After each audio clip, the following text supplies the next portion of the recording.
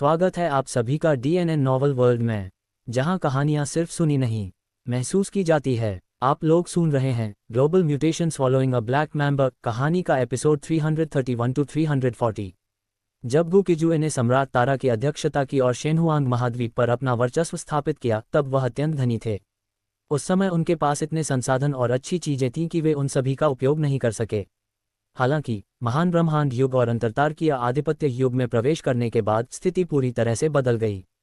संसाधन जुटाने में उनकी गति अब भी आश्चर्यजनक थी, लेकिन जिस गति से उनके संसाधनों का उपभोग हो रहा था वह भी भयावह थी। अनंत इंजन के स्थानिक भंडार में पहाड़ों की तरह जमा संसाधनों का भव्य दृश्य अब अतीत की बात हो गई थी, जबकि उसके पास असीमित इंजन अपग्रेड और मैकेनिकल गोल्डन लायंस को संशोधित करने की क्षमता थी। उसने स्वयं एक पोजिशनिंग टेलीपोर्टेशन स्टार चार्ट का उपयोग करके हुआयुए तारामंडल सभ्यता की यात्रा की। हुआयुए तारा समूह सभ्यता एक तारा समूह स्तरीय सभ्यता है जिसका लंबा इतिहास और औसत शक्ति है। हुआयुए तारामंडल सभ्यता के इतने लंबे समय तक टिके रहने का एक कारण है, यानी हुआयुए तारामंडल सभ्यता सुंदरियों का निर्माण करती है। ये वास्तव में असाधारण लोगों और प्राकृतिक सुंदरता से भरपूर जगह है। यहाँ की कोई भी महिला अगर किसी अन्य तारामंडल स्तर की सभ्यता में ले जाई जाए तो उसे सुंदर माना जाएगा, और वे प्राकृतिक सुंदरता वाली महिलाएं हैं, न कि वे जिन्होंने हजारों सर्जरी करवाई हों। स्टार क्लस्टर एलायंस के अन्य सदस्यों की निश्चित रूप से हुआयुए स्टार क्लस्टर सभ्यता पर कई तरह की योजनाएं थीं, लेकिन सभी पक्षों द्वारा एक दूसरे को पारस्परिक रूप से नियंत्रित करने के कारण कोई भी एक पक्ष हुआयुए तारामंडल सभ्यता पर कब्जा करने में सक्षम नहीं था। हुआयुए तारामंडल सभ्यता को हाल ही में बहुत मुश्किल दौर से गुजरना पड़ा है। स्टार क्लस्टर एलायंस के 50 सदस्य सभी सामान्य हैं, वे सभी हुआयुए स्टार क्लस्टर सभ्यता की सुंदरता की सराहना करते हैं। क्लेन लोग अलग हैं, वे हमेशा इस बात पर जोर देते हैं कि सुंदरता को संजोकर रखना चाहिए, इसलिए वे हुआयुए तारा समूह की लड़ाकू सेनाओं से जान की बाजी लगाकर लड़ते हैं। When the Vayu Star Cluster civilization's combat troops encounter other enemies, 9 out of 10 times they are captured alive. Regardless of the eventual outcome, at least there's a chance to live. And relying on their beauty, graceful figures, and special physiques that aid in cultivation, they often thrive. This time, encountering the Klein people, these older sisters, younger sisters, and young aunts were completely at a loss. When Gu Qiwei arrived at the Vayu Star Cluster, he saw that the situation there was very bad. However, where there is a crouching dragon, there must be a fledgling phoenix. Where there is a pleasant goat, there must be a Fei young. Other Star Cluster civilizations had not reacted much yet. The combat troops of the greedy Wolf Star Cluster civilization had already continuously entered the Vayu Star Cluster. Gu Qiwei flew through the Vayu Star Cluster, feeling a mix of amusement and exasperation. Many of the older and younger sisters in the Vayu Star Cluster civilization's combat troops had been brought to tears by the Klein people. Facing this group of brutes who had no concept of cherishing beauty, it was incredibly difficult for them to return alive from the battlefield. Although the current plight of the Vayu Star Cluster civilization was utterly miserable, Gu Qiwei had no intention of staying to meddle. He wasn't planning to stay, but the people of the Vayu Star Cluster wanted him to. It was understandable that they hadn't thought of the renowned commander of the Blackstone Legion, Gu Qiwei, before. After some people discovered a figure who resembled Gu Qiwei and definitively confirmed his identity. Hua Linglong, one of the heads of the Vayu Star Cluster's combat department, personally came to find Gu Qiwei. The Vayu Star Cluster civilization, having long lived in a greenhouse, was not very skilled in combat. Gu Qiwei was capable of training a motley crew into a fierce, tiger-like army in a very short time. और Blackstone legion का नेतृत्व करते हुए उन्होंने हर लड़ाई में जीत हासिल की और सभी विरोधियों को परास्त कर दिया। स्पष्टतः हुआयुए तारामंडल सभ्यता को इस समय जिस प्रतिभा की सबसे अधिक आवश्यकता थी, गु किजुए की वही प्रतिभा थी। हालांकि गु किज्यू की पहले से ही कई खूबसूरत पत्नियां थीं, लेकिन जब हुआ लिंगलोंग प्रकट हुई तो वह खुद को कुछ अतिरिक्त निगाहें डालने से रोक नहीं पाया। कुछ सुंदरियों की सुंदरता का आकलन उनके चेहरे से किया जाता है, कुछ की टांगों से और कुछ की उनकी दुर्गम, बर्फ से ढकी चोटियों से। हुआ लिंगलोंग सबसे अलग थी, उसका संपूर्ण अस्तित्व एक परिदृश्य के समान था, हर जगह सुंदर। हुआ लिंगलोंग के प्रकट होने के बाद उसने भी बिना किसी औपचारिकता के अपनी बाहें फैलाकर तेजी से उड़ रही गु किज्यू को रोक दिया। यदि गु किजुए उड़ना जारी रखता तो उसे कोमल, सुगंधित जैड का स्वाद पता चल जाता। हालांकि गु किज्यू ने ऐसा नहीं किया, वह रुक गया और पूछा, मैं आपके लिए क्या कर सकता हूँ? उसने अभी अभी हुआ लिंगलोंग पर कुछ अतिरिक्त नजरें डाली थीं। हुआयुए तारामंडल सभ्यता में सुंदरियों को देखने के खिलाफ कोई नियम तो नहीं था, है ना? हुआ लिंगलोंग ने गु किज्यू की निगाहों को पूरी तरह से नजरअंदाज कर दिया और इसके बजाय सीधे सीधे बात की। यदि आप हुआयुए स्टार क्लस्टर को ब्लैकस्टोन लीजन के समकक्ष एक लड़ाकू बल को प्रशिक्षित करने में मदद कर सकते हैं और हमें प्रशिक्षण डेटा प्रदान कर सकते हैं, तो फिर आपकी जो भी विनती हो, बशर्ते वह बहुत ही अनुचित न हो, हुआयुए तारामंडल सभ्यता उसे स्वीकार कर सकती है। असाधारण परिस्थितियों में असाधारण उपायों की आवश्यकता होती है। हुआयुए तारामंडल सभ्यता अब जीवन और मृत्यु के एक नाजुक मोड़ पर थी, इसलिए वे बहुत ज़्यादा सावधानी नहीं बरत सकते थे। भले ही गुकिजू वर्मिलियन बर्ड स्टार क्लस्टर सभ्यता से था, लेकिन चूंकि वह हुआयुए स्टार क्लस्टर सभ्यता में आया था, तो उसे उधार लेने में कोई समस्या नहीं होनी चाहिए, है ना? हुआ लिंगलोंग की बातों से गुकिजू कुछ हद तक चौंक गई। उसे उम्मीद नहीं थी कि हुआ लिंगलोंग उसे इस उद्देश्य से रोकेगी। उसने शरारती अंदाज में उसे ऊपर से नीचे तक देखा, फिर आधे मजाक में कहा, क्या यह अनुरोध भी स्वीकार किया जा सकता है? इस बार हुआ लिंगलोंग के कुछ बोलने से पहले ही फियांग ज्वालामुखी की तरह फट पड़ा था। बूम! ऊपर से अचानक बर्फ का एक शंकु तेजी से नीचे आया और आकाश में एक लकीर खींचता हुआ गुजरा, लेकिन गुकिजू ने आसानी से उसे चकमा दे दिया। हुआयुए तारामंडल में 10 महान सुंदरियां हैं और यह हुआ लिंगलोंग, जो हर रूप से सुंदर है, उनमें से एक थी। कमांडर लालची भेड़िया तारा समूह के मुरोंग जिफेंग ने लंबे समय से इस महान सुंदरी हुआ लिंगलोंग को अपनी अनन्य संपत्ति माना था। अभी जब हुआ लिंगलोंग गुकिजू से बात करने गई, तब तक मुरोंग जिफेंग पहले से ही बहुत गुस्से में थी। हालांकि हुआ लिंगलोंग अभी तक उसकी पत्नी नहीं थी, लेकिन मुरोंग जिफेंग की नज़रों में ये सिर्फ समय की बात थी। इस स्थिति में स्वाभाविक रूप से उसे गुकिजू को सबक सिखाना ही था। शुरू में हुआ लिंगलोंग भी गुकिजू के मजाक से थोड़ी परेशान थी, क्योंकि जिन लाभों की उसने बात की थी वे भौतिक लाभ थे जिनमें उसका स्वयं का कोई लेना देना नहीं था। हालांकि हुआ लिंगलोंग ने मुरोंग जिफेंग को और भी अधिक नापसंद किया। गुकिजू ने उसे बस कुछ शब्दों से चिढ़ाया, जबकि मुरोंग जिफेंग लगातार उसे परेशान करती रही। इतना ही नहीं, दूसरे पक्ष ने एक तरफा रूप से ये भी घोषित कर दिया था कि वह पहले से ही उसकी महिला है, जिससे उसे अत्यधिक पीड़ा हुई। हालांकि ग्रीडी वुल्फ स्टार क्लस्टर के लड़ाकू सैनिक हुआयुए स्टार क्लस्टर की सहायता के लिए सबसे पहले पहुंचे थे। उनके आने के बाद वे पहले ही हुआयुए तारामंडल की कई खूबसूरत महिलाओं को नुकसान पहुंचा चुके थे। ग्रीडी वुल्फ स्टार क्लस्टर के प्रत्येक योद्धा का हुआयुए स्टार क्लस्टर की कम से कम 2 या उससे अधिक सुंदरियों के साथ रोमांटिक संबंध रहा था। संक्षेप में कहें तो उनके इरादे नेक नहीं थे। हुआ लिंगलोंग ने एक पल सोचा और फिर पूरी ताकत लगाने का फैसला किया। उसने तुरंत गुकिजू से कहा, अगर तुम वो कर सकते हो जो मैंने अभी कहा है, तो तुम मेरे साथ जो चाहो कर सकते हो। हुआ लिंगलोंग जैसी अद्वितीय सुंदरता वाली महिला के मुंह से निकले इन शब्दों में अपार विनाशकारी शक्ति थी। गुकिजू का मूल उद्देश्य केवल उस खजाने को प्राप्त करना था जिसे स्वर्ण सिंह राजा ने हुआयुए तारामंडल में छिपा रखा था, और अन्य मामलों में हस्तक्षेप करना नहीं था। लेकिन अब वह गंभीरता से विचार कर रहा था कि क्या उसे इस यात्रा से पत्नी को वापस लाना चाहिए। हुआ लिंगलोंग की अद्वितीय सुंदरता ने गुकिजू के लिए यह निर्णय लेना आसान बना दिया। गुकिजू ने जरा भी संकोच नहीं किया, उसने तुरंत आगे बढ़ने का फैसला किया। उसने हुआ लिंगलोंग की ओर देखा और पूछा, तुम अपने वचन से पीछे नहीं हटोगी, है ना? हुआ लिंगलोंग ने सिर हिलाते हुए कहा, एक बार कोई शब्द बोल दिया तो वो काले कपड़े पर सफ़ेद रंग की तरह हो जाता है। जैसे ही उसने बोलना समाप्त किया, कमांडर मुरोंग जिफेंग भी हवा में उड़ते हुए वहां पहुंच गया।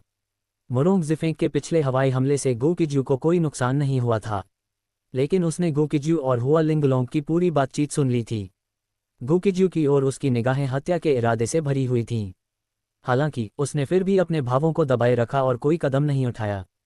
इसके बजाय उसने पूछा, क्या आप जानते हैं कि मैं कौन हूं? चूंकि मुरोंग जिफेंग ने पहले ही उस पर बेशर्मी से हमला किया था, इसलिए गुकिजू इस आदमी को आसानी से छोड़ने की योजना नहीं बना रहा था। अब जबकि मुरोंग जिफेंग खुद मुसीबत मोल लेने आया था, गुकिजू के विनम्र रहने की प्रवृत्ति और भी कम हो गई थी।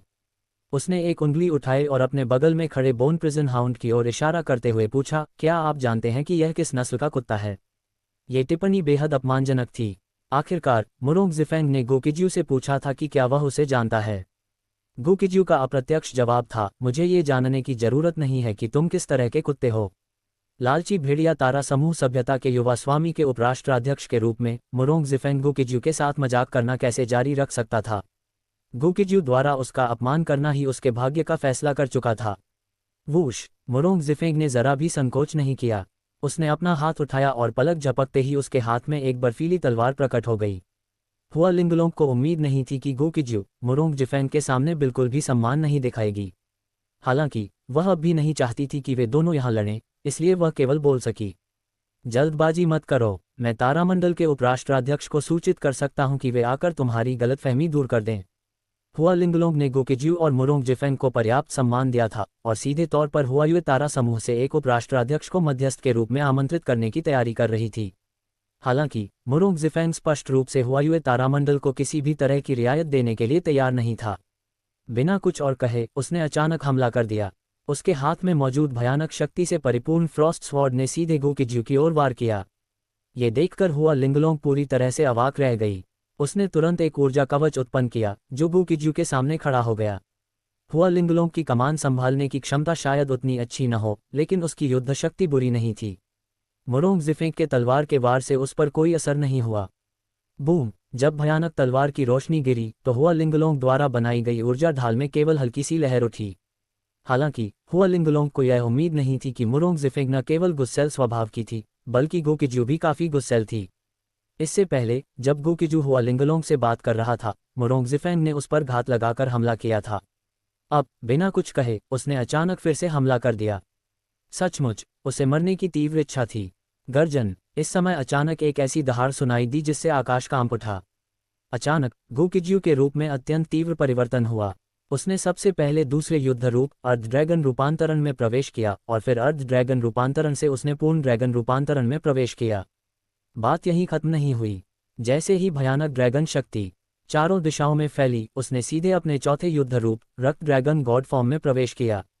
दरार! इस समय डी रैंक की ब्रह्मांडीय स्तर की शक्ति सभी दिशाओं में फैल गई। मुरोंग जिफेंग को गोकिज्यू ने अपनी बाहों में जकड़ रखा था। उसका गला इस तरह जकड़ा हुआ था जैसे किसी चूजे को निचोड़ा जा रहा हो। इस समय मुरोंग जिफेंग पूरी तरह से अवाक रह गया था। उसने शुरू में सोचा था कि वह 10 राउंड के भीतर गोकिज्यू को पूरी तरह से हरा देगा। आखिरकार गोकिज्यू की ताकत मुख्य रूप से बड़ी सेनाओं का नेतृत्व करने में थी, न कि एक लापरवाह व्यक्तिगत योद्धा होने में। लेकिन उसने अपनी क्षमता को जरूरत से ज्यादा आंका था। गोकिज्यू के सामने वह एक पल भी नहीं टिक पाया और तुरंत मारा गया।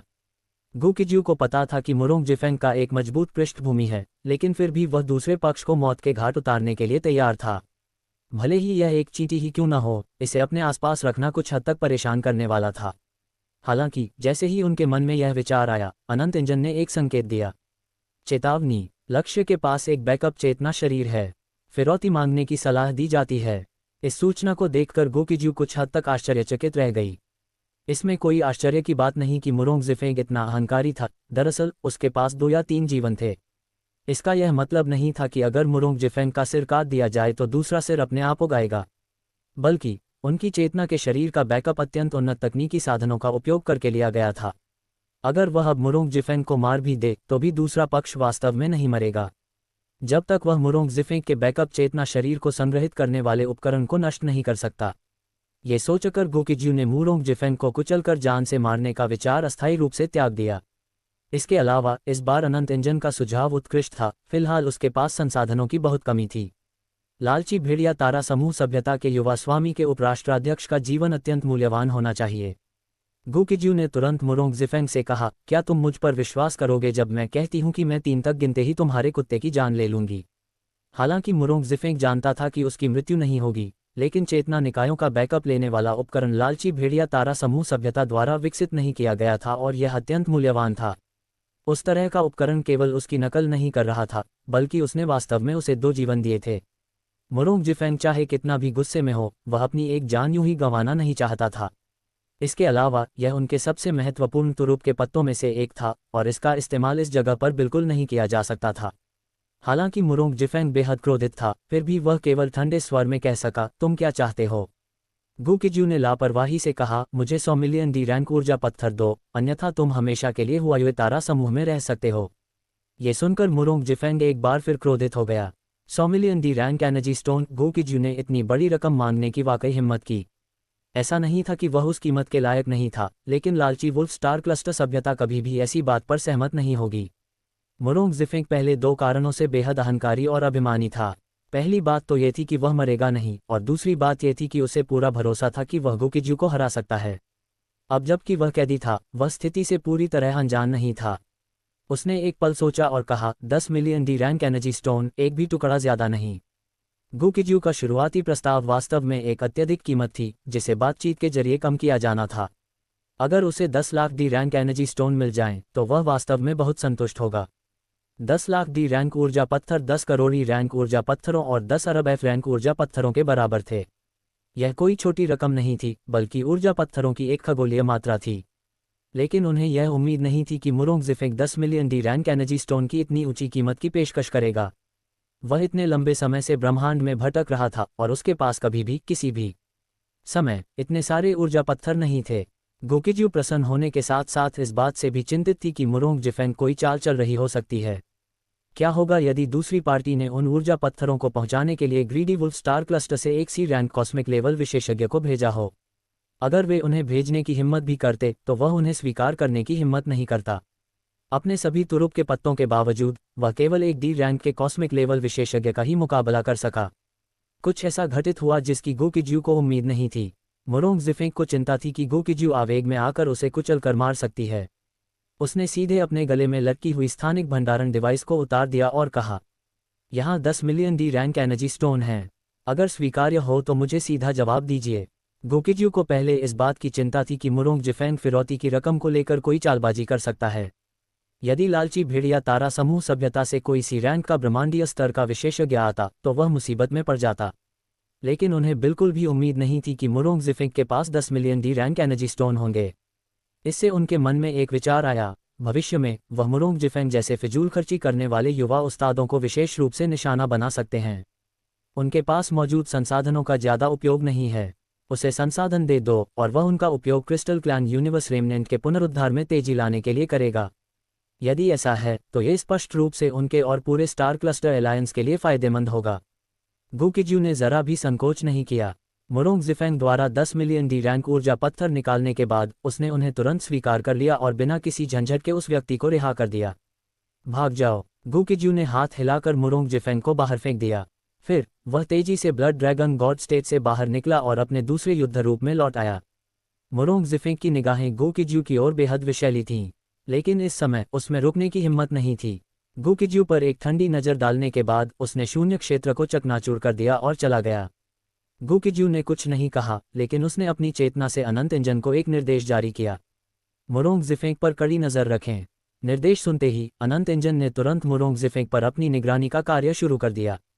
अब से मुरोंगज़ेफेंग और किसी भी स्मार्ट डिवाइस के बीच होने वाली सभी बातचीत को अनंत इंजन द्वारा बारीकी से रिकॉर्ड किया जाएगा। मुरोंगज़ेफेंग की तरह हुआ लिंगलोंग को भी पहले यह नहीं पता था कि गोकिजू के पास तुरुप के पत्ते के रूप में ब्लड ड्रैगन गॉड है। उसे थोड़ी चिंता थी कि मुरोंगज़ेफेंग के हाथों गोकिजू को हार का सामना करना पड़ेगा। उसे कभी उम्मीद नहीं थी कि गोकिजू एक ही झटके में मुरोंगज़ेफेंग को मार डालेगी। इस समय गोकिजू बहुत ही खुश थे। उनके लिए 10 मिलियन डी रैंक ऊर्जा पत्थर संसाधनों की एक खगोलीय मात्रा थी। 10 million D rank energy stone 1 अरब ई रैंक एनर्जी स्टोन के बराबर होते हैं। 1 अरब ई रैंक ऊर्जा पत्थरों की तो बात ही छोड़िए, अगर वह क्रिस्टल क्लैन यूनिवर्स रेमनेंट में 100 मिलियन ई रैंक ऊर्जा पत्थरों का निवेश भी करता तो भी उसे एक बड़ा परिणाम मिलता। ग्रीडी वुल्फ स्टार क्लस्टर सभ्यता का ये खर्चीला युवा स्वामी मुरोंगज़ेफेंग उसके लिए किसी वरदान से कम नहीं था। इतने सारे संसाधनों के साथ कई काम आसानी से पूरे किए जा सकते हैं। मुरोंगज़ेफेंग के निराश होकर चले जाने के बाद हुआ लिंगलोंग ने बड़ी उम्मीद से गोकिजू की ओर देखा और कहा, हे भगवान गोकिजू, हमारी हुआयुए तारामंडल सभ्यता को ब्लैकस्टोन लीजन के समकक्ष एक टीम बनाने में आपको कितना समय लगेगा? गोकिजू ने कुछ देर सोचा, फिर पूछा, हुआयुए तारा समूह सभ्यता मुझे प्रशिक्षण के लिए किस प्रकार के लड़ाकू सैनिक देने को तैयार है? हुआ लिंगलोंग ने एक पल सोचा और कहा, क्या हम हुआयुए तारा समूह सभ्यता की नियमित युद्धक सेनाओं से सैनिकों का चयन कर सकते हैं? गोकिजू ने सिर हिलाते हुए कहा, हाँ, बस लोगों को चुनकर मेरे पास ले आओ। उसने हुआयुए तारामंडल सभ्यता का सहयोगी बनने की योजना बनाई थी। हुआयुए तारा समूह सभ्यता क्रिस्टल क्लैन ब्रह्मांड अवशेष के अपेक्षाकृत करीब है, साथ ही ब्लैकस्टोन बेस और डिवाइन लाइट बेस भी इसके निकट हैं। हालांकि उन्हें वर्मिलियन बर्ड स्टार क्लस्टर से और यहां तक कि वर्मिलियन बर्ड स्टार क्लस्टर के भीतर उप प्रधानमंत्री हैंसेन से भी समर्थन मिल सकता था, लेकिन इससे उन्हें हुआयुए तारामंडल सभ्यता को सहयोगी के रूप में रखने में कोई बाधा नहीं आई।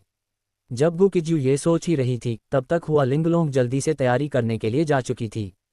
कुल मिलाकर हुआयुए तारामंडल सभ्यता की समग्र शक्ति कमजोर नहीं है। बात सिर्फ इतनी है कि वे सैन्य युद्ध में उतने अच्छे नहीं हैं और उनमें नेतृत्व क्षमता की कमी है। गोकिजू ने ज़्यादा देर इंतजार नहीं किया और हुआ लिंगलोंग ने उसके सामने 10 मिलियन नियमित लड़ाकू सैनिकों को लाकर उसके लिए एक अड्डा तैयार कर दिया।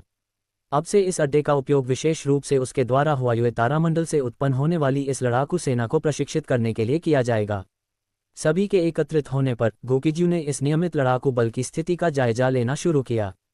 उन्होंने केवल मानसिक ऊर्जा से ही स्थिति का आकलन नहीं किया, बल्कि अनंत शक्ति से कहा, इस लड़ाकू बल की स्थिति का विश्लेषण करें और कई प्रशिक्षण योजनाएं तैयार करें। अनंत इंजन के लिए इस तरह का कार्य स्वाभाविक रूप से बहुत आसान था। गोकिजू के बोलते ही अनंत इंजन ने तुरंत अपना काम शुरू कर दिया। डेटा संग्रह और विश्लेषण जारी है, कृपया प्रतीक्षा करें। डेटा संग्रह पूरा हुआ, डेटा विश्लेषण पूरा हुआ, प्रशिक्षण योजनाएं तैयार की जा रही हैं, कृपया प्रतीक्षा करें। लीजन प्रशिक्षण योजना का निर्माण पूरा हुआ। क्या आप व्यक्तिगत प्रशिक्षण योजनाएं बनाना चाहते हैं? तथाकथित व्यक्तिगत प्रशिक्षण योजना का उद्देश्य सेना के प्रत्येक सैनिक के लिए एक संबंधित प्रशिक्षण योजना प्रदान करना है।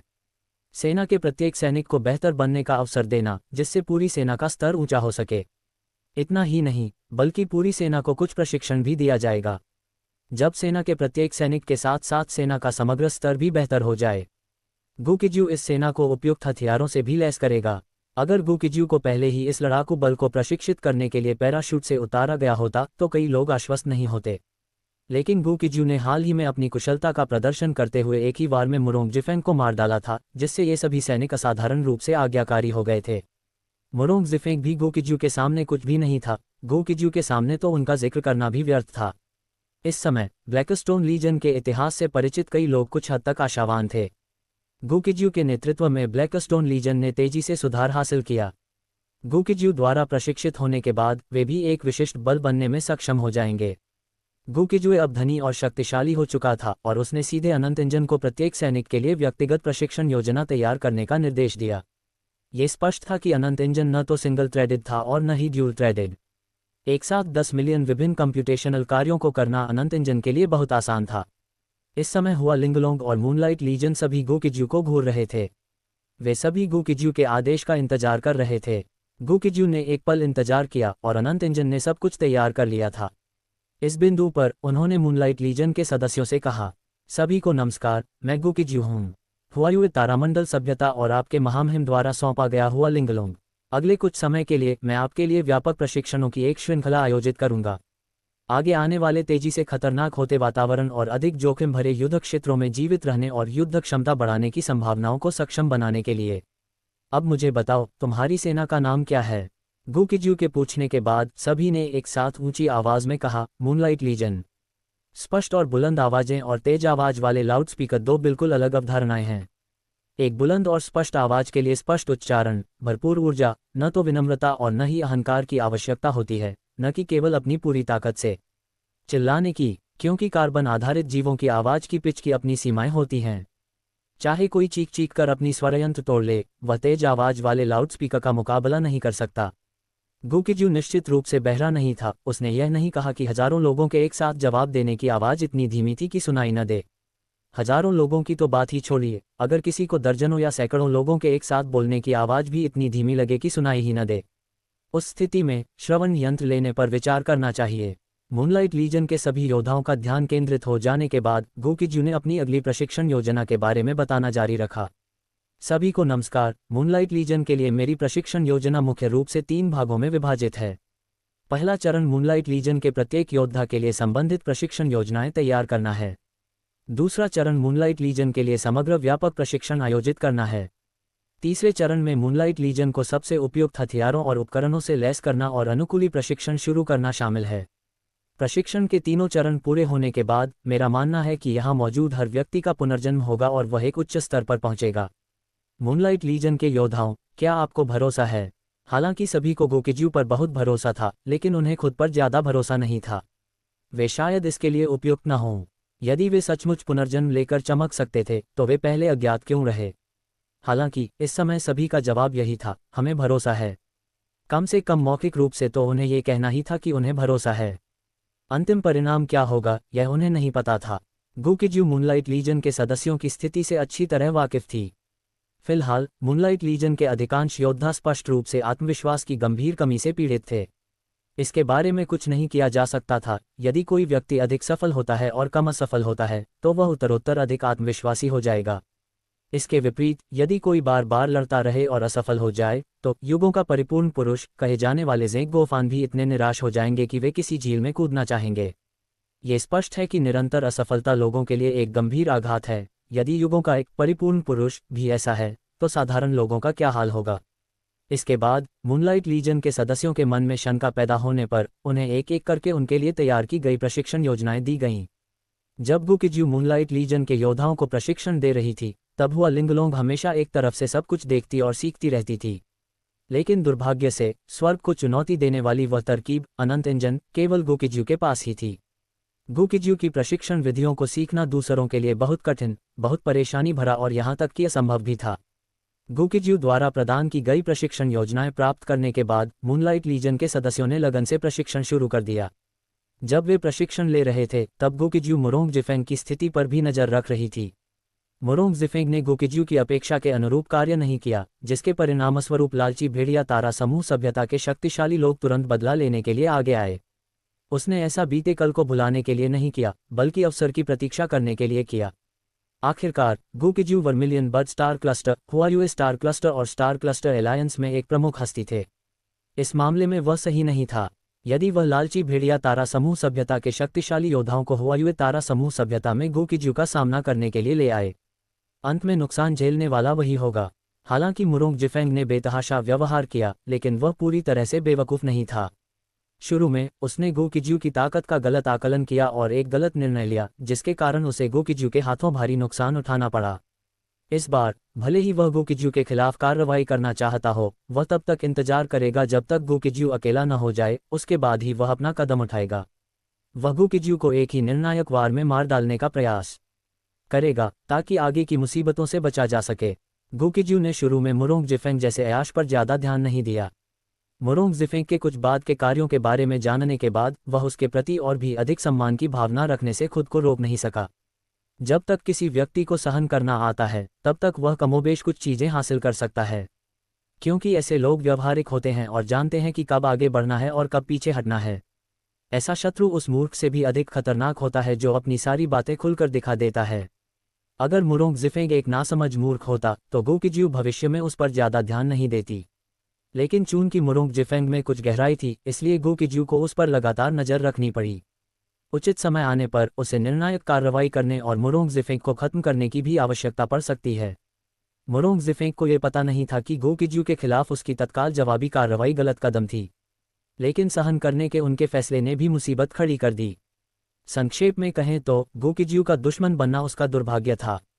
जब गुकिज्यू ने मुरोंग जिफेंग की निगरानी के लिए अनंत इंजन मॉनिटर का इस्तेमाल किया तो उसने उस व्यक्ति पर ध्यान देना बंद कर दिया। अपने मैकेनिकल गोल्डन लायंस के अपग्रेड और मॉडिफिकेशन के बाद गुकिज्यू ने मूनलाइट बेस छोड़ने के लिए पोजिशनिंग टेलीपोर्टेशन स्टार चार्ट का इस्तेमाल किया। वह जिस जगह जा रहा था वह गोल्डन लायन किंग के खजाने के भंडारों में से एक था। मूनलाइट लीजन के योद्धाओं को अभी कुछ समय तक प्रशिक्षण की आवश्यकता थी। जब वे प्रशिक्षण ले रहे थे और अपने कौशल में सुधार कर रहे थे तब वह जाकर गोल्डन लायन किंग द्वारा छोड़े गए खजाने को वापस ला सकता था। जब गुकिज्यू गोल्डन लायन किंग के खजाने के भंडार पर पहुंचा तो उसने पाया कि स्टार क्लस्टर एलायंस की लड़ाकू सेनाएं और क्लेन लोग आसपास के क्षेत्र में भयंकर रूप से लड़ रहे थे। हालांकि यहाँ लड़ाई बहुत ही जीवंत थी और दोनों पक्षों में से किसी ने भी गुकिज्यू और बोन प्रिजन हाउंड पर ध्यान नहीं दिया। हालांकि युद्धरत पक्षों को उनका पता नहीं चला, फिर भी गुकिज्यू को थोड़ा सिरदर्द महसूस हुआ। कुछ देर ध्यान से देखने के बाद उसने बेबसी से कहा, यह थोड़ा परेशानी भरा है। यहाँ लड़ाई शायद इतनी जल्दी खत्म नहीं होगी। बोन प्रिजन हाउंड ने यह सुना और कहा, महामहिम राष्ट्राध्यक्ष, क्या हमें कहीं और जाना चाहिए? उसे पता था कि गुकिज्यू ने इसे परेशानी भरा क्यों बताया था, क्योंकि गोल्डन लायन किंग के खजाने का प्रवेश द्वार लगभग युद्ध क्षेत्र के केंद्र में ही था। जब तक क्लेन पीपुल्स और स्टार क्लस्टर एलायंस की लड़ाकू सेनाएं यहाँ विजेता का फैसला नहीं कर लेती तब तक गुकिज्यू चुपचाप प्रवेश नहीं कर पाएगी। प्रोटोस खंडहरों के खुलने के बाद काफ़ी हलचल मच गई थी। गुकिज्यू द्वारा प्रोटोस खंडहरों को खोलने का पता निश्चित रूप से क्लेन लोगों और स्टार क्लस्टर गठबंधन को लग जाएगा। बोन प्रिजन हाउंड का सुझाव बिल्कुल सही था। कुछ देर सोचने के बाद गुकिज्यू ने कहा, मैं थोड़ा और गौर कर लूंगी। अगर वाकई कोई और रास्ता नहीं बचा तो हम कहीं और चले जाएंगे। बोलने के बाद वह और बोन प्रिजन हाउंड छिप गए और युद्ध क्षेत्र के बाहरी इलाके से स्थिति का जायजा लेने लगे। यह अवलोकन आधे दिन तक चला। उन्होंने युद्ध क्षेत्र के आसपास के पूरे क्षेत्र का सर्वेक्षण किया था। फिर गुकिज्यू ने पाया कि इस क्षेत्र के सभी क्लेन लोग जैव संशोधित जीव थे। जैव संशोधित जीवों और शुद्ध क्लेन लोगों के बीच महत्वपूर्ण अंतर था। हालांकि इन जैव संशोधित जीवों की युद्ध क्षमताएं भी असाधारण थीं। एक जैव संशोधित क्लेन व्यक्ति को मारने के लिए स्टार क्लस्टर एलायंस को लगभग 5 एलायंस योद्धाओं को खोना पड़ेगा। यहाँ का युद्ध क्षेत्र काफी समय से चल रहा होना चाहिए था, इसलिए क्लेन लोगों और स्टार क्लस्टर गठबंधन का ध्यान मूल रूप से युद्ध के मैदान पर, विशेष रूप से संघर्ष के केंद्र पर केंद्रित था। इससे गु किज्यू को एक रणनीति सूझी, यानी सीधे दिल पर हमला करना, जैसा कि उसने पहले भी किया था। ये रणनीति निश्चित रूप से अच्छी नहीं थी। यदि क्लेन लोगों के अड्डे में घुसपैठ करना इतना आसान होता तो स्टार क्लस्टर एलायंस की लड़ाकू सेनाएं बहुत पहले ही ऐसा कर चुकी होतीं। क्लेन जनजाति के पूर्ण विकसित ठिकानों में अक्सर बहुत मजबूत सुरक्षा व्यवस्था होती है। सीधे दिल पर हमला करने के लिए, रक्षात्मक खाई को भेदने के लिए एक अत्यंत शक्तिशाली अग्रिम पंक्ति की आवश्यकता होती है। इसके लिए बड़ी संख्या में विशिष्ट सैनिकों की भी आवश्यकता होती है जो तुरंत कार्रवाई कर सकें, अन्यथा ये क्लेन लोगों के आधार के लिए खतरा नहीं बन सकता। इस तरह की अविश्वसनीय रूप से शक्तिशाली अग्रिम पंक्ति की इकाई का उपयोग आमतौर पर इस तरह के युद्ध क्षेत्र में नहीं किया जाता है। संयोगवश गु किज्यू के पास एक ऐसी लड़ाकू इकाई थी जो आवश्यकताओं को पूरा करती थी। मैकेनिकल गोल्डन लायंस यूनिट, जिसका अपग्रेड और ट्रांसफॉर्मेशन कुछ समय पहले ही पूरा हुआ था, एक अग्रिम पंक्ति की यूनिट के युद्ध मिशन को पूरा करने में पूरी तरह से सक्षम थी। उनकी ब्लैकस्टोन लीजन, हान यिमिंग की डिवाइन लाइट लीजन और मूनलाइट लीजन, जिन्हें वह वर्तमान में प्रशिक्षित कर रहे थे, आगामी युद्ध अभियानों को संभाल सकती थीं। इस युद्ध क्षेत्र पर लड़ाई पूरी तरह समाप्त हो जाने के बाद वह गोल्डन लायन किंग द्वारा छोड़ी गई चीज़ों को प्राप्त करने के लिए इस प्रोटोस खंडहर में प्रवेश कर सकता था। इतना ही नहीं, इन क्लेन लोगों की समस्या का समाधान करने से अनेक लाभ भी प्राप्त होंगे। ब्लैकस्टोन लीजन युद्ध की लूट हासिल कर सकता था। हान यिमिंग और डिवाइन लाइट लीजन की प्रगति से उन्हें उप प्रधानमंत्री हेंसिन को एक संतोषजनक अंतरिम रिपोर्ट प्रस्तुत करने में मदद मिलेगी। यदि उप प्रधानमंत्री हेंसिन संतुष्ट होते तो वे स्वाभाविक रूप से उनका समर्थन करना जारी रखते। इसके अलावा मूनलाइट लीजन युद्ध की लूट और युद्ध के अवसर भी प्राप्त कर सकता था, जिससे वह वायु स्टार क्लस्टर सभ्यता को हिसाब दे सके। संक्षेप में कहें तो यह एक शानदार योजना थी जिससे एक तीर से 4 निशाने लग गए। ये सोचकर गु किज्यू हान यिमिंग को ढूंढने के लिए ब्लैकस्टोन बेस लौट गई। हान यिमिंग को गु किज्यू के पहले ही चले जाने के बारे में पता था। उन्हें ये भी पता था कि गु किज्यू ने हुआयुए तारामंडल में मुरोंग जिफेंग से लड़ाई की थी और उसे हराया था। हान यिमिंग ने सोचा था कि गु किज्यू कुछ समय के लिए ब्लैकस्टोन बेस वापस नहीं लौटेगी। अप्रत्याशित रूप से गु किज्यू कुछ ही समय बाद वापस लौट आए। हान यिमिंग को देखकर गु किज्यू मुस्कुराया और बोला, भाई हान, लगभग 30 दिनों में हम एक सैन्य अभियान चलाएंगे। मैं आपको बाद में युद्ध क्षेत्र से संबंधित विशिष्ट आंकड़े भेजूंगा। हान यिमिंग ने न केवल गु किज्यू के इतनी जल्दी ब्लैकस्टोन बेस में लौटने की उम्मीद नहीं की थी, बल्कि उन्होंने इस व्यक्ति के इतने दुस्साहसी होने की भी उम्मीद नहीं की थी। गु किज्यू के मौजूदा प्रदर्शन से यह स्पष्ट है कि वह स्टार क्लस्टर सभ्यता की दूसरी पीढ़ी के वंशज मुरोंग जिफेंग को बिल्कुल भी महत्व नहीं देता है।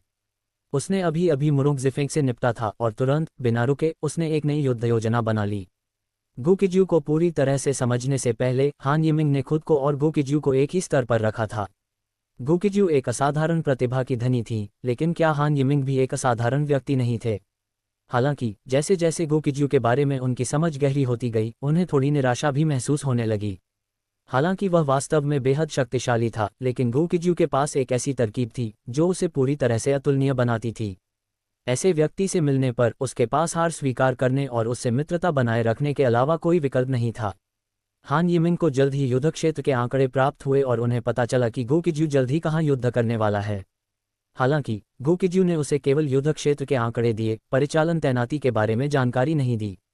इससे हान यिमिंग के दिल में प्रतिस्पर्धा की भावना जागृत होना स्वाभाविक था।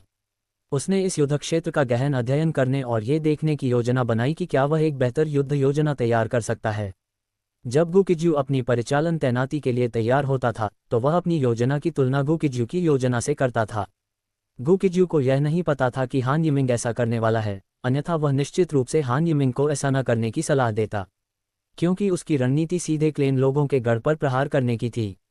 ये बात अधिकांश लोगों के लिए समझ से परे और अकल्पनीय थी। इसलिए भले ही हान यिमिंग एक प्रतिभाशाली व्यक्ति होता, वह अपनी रणनीतिक तैनाती के बारे में नहीं सोचता, न ही उसके पास कोई बेहतर योजना होती। ये योग्यता का मामला नहीं था, बल्कि छिपे हुए दांव और सूचना विषमता का मामला था। दुर्भाग्यवश गु किज्यू को इस बारे में पता नहीं था, इसलिए हान यिमिंग का समय बर्बाद ही हुआ। अगले कुछ समय तक सब कुछ बहुत सुचारू रूप से चलता रहा। ब्लैकस्टोन बेस और डिवाइन लाइट बेस का निर्माण पूरी तरह से हो चुका था। ब्लैकस्टोन लीजन और डिवाइन लाइट लीजन ने भी कई प्रशिक्षण अभ्यास किए। इसी दौरान मूनलाइट लीजन भी तेजी से प्रगति कर रहा था और उसमें तेजी से सुधार हो रहा था। संपूर्ण मूनलाइट लीजन ने गोकिज्यू की आवश्यकताओं का कड़ाई से पालन किया और प्रशिक्षण के 3 चरण पूरे किए। सभी तैयारियों के पूरी तरह से संपन्न होने के बाद गोकिज्यू ने चारों सेनाओं के इस संयुक्त अभियान को शुरू किया। मैकेनिकल गोल्डन लायंस अग्रिम पंक्ति में, ब्लैकस्टोन लीजन और डिवाइन लाइट लीजन मुख्य बल के रूप में और मूनलाइट लीजन पिछली पंक्ति के रक्षक के रूप में कार्यरत थे। उनका लक्ष्य हुआयुए तारामंडल के युद्ध क्षेत्र में स्थित क्लेन लोगों का एक अड्डा था।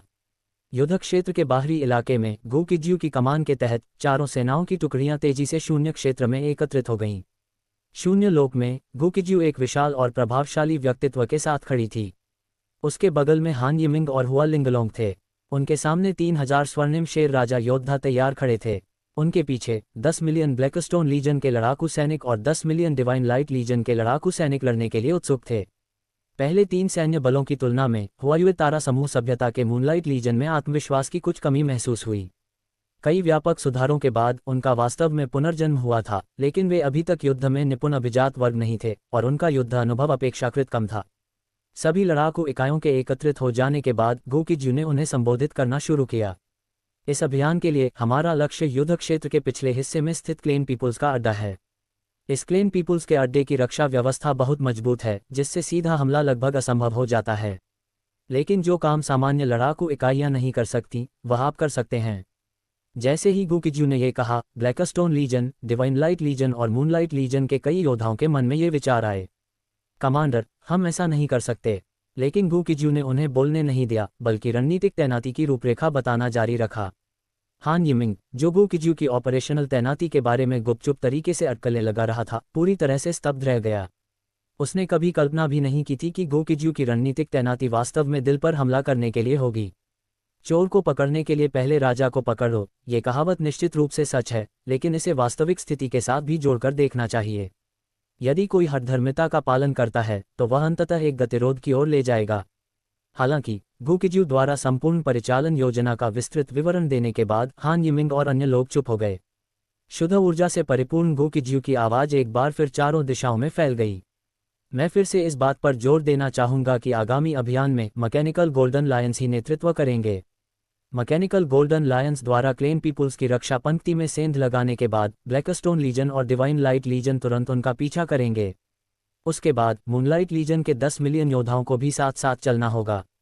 इस बार हमारा लक्ष्य क्लेन पीपुल्स के गढ़ में जबरदस्त गति से धावा बोलना है। एक बार जब आधार में सेंध लग जाएगी तो युद्ध के मैदान में क्लेन लोगों की मुख्य सेना अनिवार्य रूप से अराजकता में डूब जाएगी। अब अपनी अंतिम तैयारियां कर लें। 10 मिनट में मेरे पीछे युद्ध के मैदान में आओ। गोकिज्यू की आवाज बंद होते ही शून्य लोक का वातावरण अभूतपूर्व रूप से गंभीर हो गया। युद्ध के मैदान में हर कोई गंभीर हो गया और भी अधिक गंभीर। हालांकि वे सभी युद्ध के मैदान में जा चुके थे और एक से अधिक बार जा चुके थे। हालांकि इस बार उनका युद्ध अभियान पहले से कहीं अधिक कठिन था। फिर भी सबके मन में ज्यादा विचार नहीं थे, क्योंकि गोकिज्यू चारों सेनाओं के कमांडर के रूप में उदाहरण पेश करते हुए नेतृत्व करेंगे और दुश्मन की पंक्तियों को भेदने वाले पहले व्यक्ति होंगे। 10 मिनट पलक झपकते ही बीत गए। अचानक एक भयानक गर्जना गूंज उठी जिससे आकाश कांप उठा। पलक झपकते ही गोकिज्यू एक बार फिर अपने अर्ध ड्रैगन रूपांतरण की दूसरी युद्ध अवस्था में प्रवेश कर गया। स्टार क्लस्टर एलायंस को क्लेन लोगों के खिलाफ 10 में से 9 लड़ाइयों में हमेशा हार का सामना करना पड़ा है। यही स्थिति फुबेई बंदरगाह के युद्ध क्षेत्र में भी थी, जहां गोकिज्यू और अन्य लोग मौजूद थे। फुबेई बंदरगाह हुआयुए तारामंडल सभ्यता के वाणिज्यिक बंदरगाहों में से एक है और इस पर कब्जा करने वाले क्लेन लोगों का हुआयुए तारामंडल पर बहुत बड़ा प्रभाव पड़ा है। फुबेई बंदरगाह के युद्ध क्षेत्र में स्टार क्लस्टर एलायंस की संयुक्त सेनाएं, जो मुख्य रूप से हुआयुए स्टार क्लस्टर की लड़ाकू इकाइयों से बनी थीं, लंबे समय से भयंकर लड़ाई लड़ रही थीं। एजोर स्टार क्लस्टर सभ्यता के अचानक गायब हो जाने के बाद स्टार क्लस्टर गठबंधन के सभी पक्षों ने अपने सहयोगियों की पूरी तरह से सहायता करना शुरू कर दिया। अन्य तारा समूहों का समर्थन करने का मतलब था कि उनकी अपनी लड़ाकू इकाइयों को नुकसान उठाना पड़ेगा, लेकिन फिर भी यह क्लेन लोगों को उनके अपने तारा समूह द्वारा शासित तारा क्षेत्र पर आक्रमण करने देने से बेहतर था। हालांकि स्टार क्लस्टर एलायंस के सभी पक्ष गंभीर होने लगे थे। क्लेन लोगों की युद्ध क्षमता को कम करके नहीं आंका जा सकता।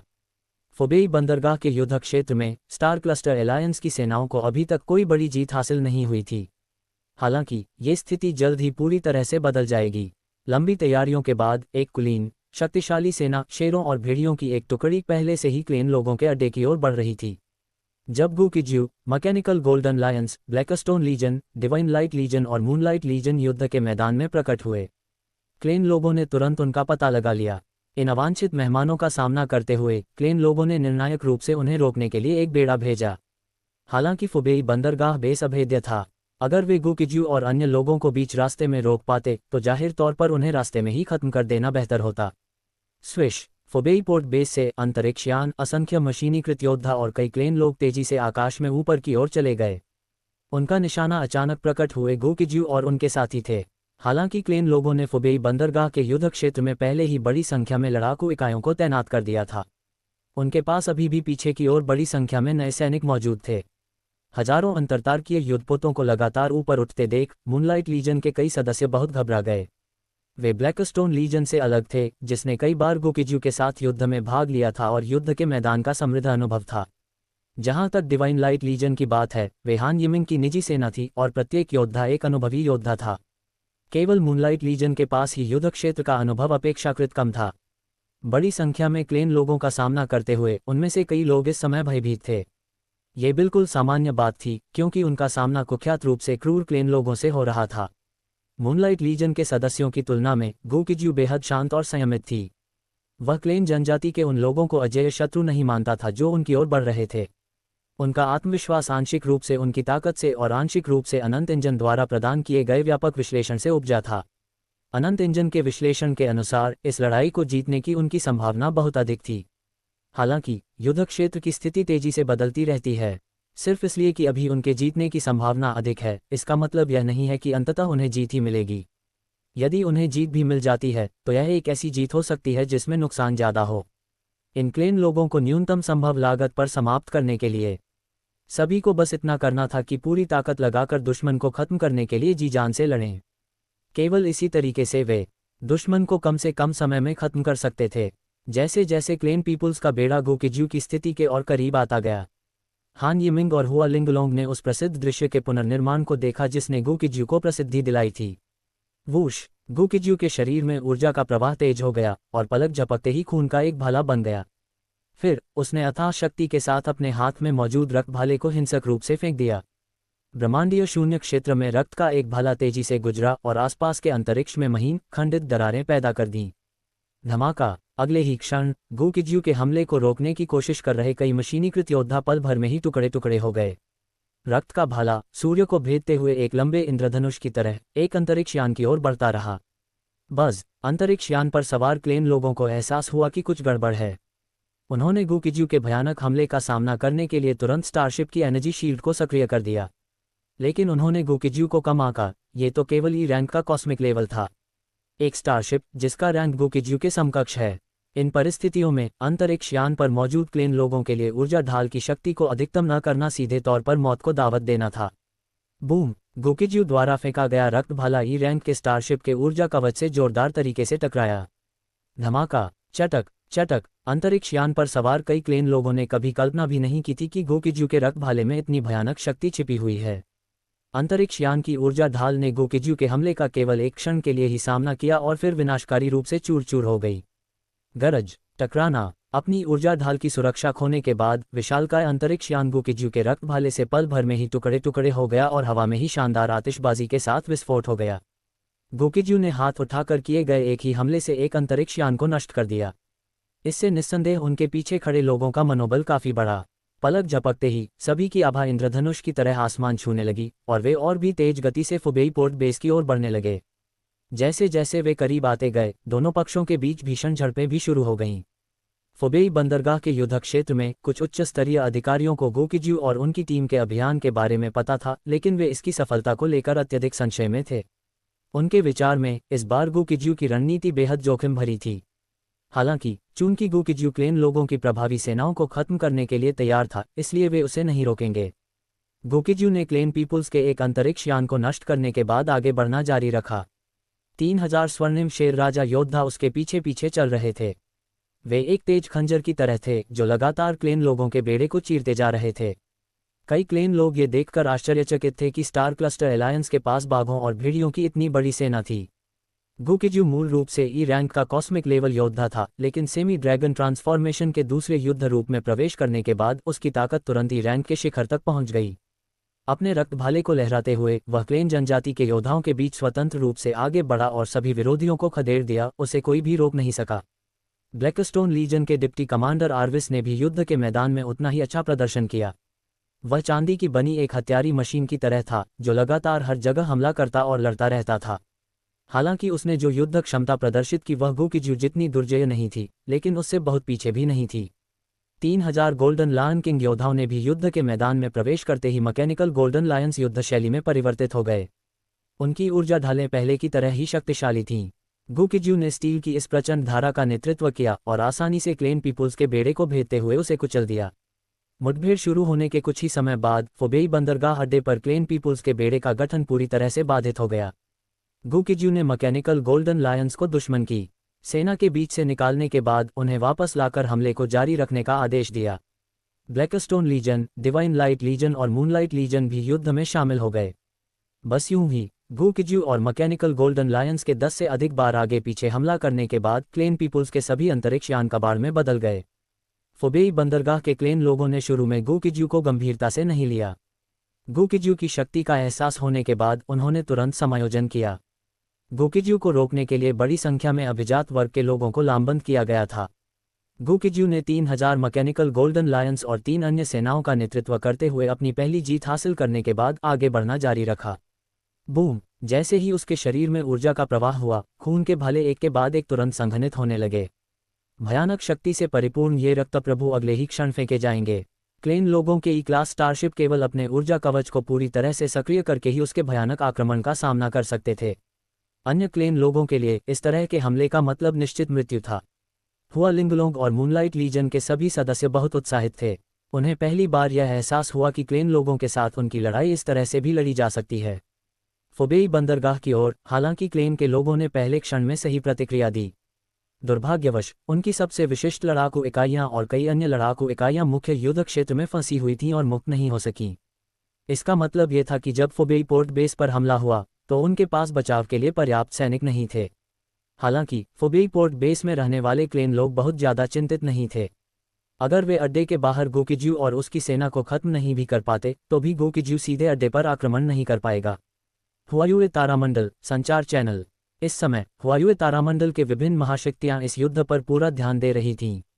गुकिजू एक उत्कृष्ट सेनापति थे, लेकिन उनकी कई सफलताओं को दोहराया नहीं जा सका। इसलिए हुआयुए तारामंडल के विभिन्न बड़े अधिकारी, साथ ही हुआयुए तारामंडल के कई कुलीन और आम लोग, सभी यहाँ की वास्तविक समय की युद्ध स्थिति पर नजर रख रहे थे। जब गुकिजू ने अपना ऑपरेशन शुरू किया तो कई लोगों को काफ़ी बेचैनी महसूस हुई। अगर इस बार गुकिजू के कार्यों का मूल्यांकन किया जाए तो ये कहा जा सकता है कि उन्होंने दुश्मन को कम आंका और जल्दबाजी में आगे बढ़े। लेकिन समय बीतने के साथ साथ हुआयुए तारामंडल का संचार चैनल सक्रिय हो गया। बड़ी संख्या में युद्ध रिपोर्ट और युद्ध फुटेज लगातार अपलोड किए जा रहे थे। हुआयुए तारामंडल में मौजूद हर कोई कुछ समय के लिए बेहद आश्चर्यचकित और प्रसन्न था। इस समय सभी लोग एक के बाद एक उत्सुकतापूर्वक संचार चैनल पर बोलने लगे।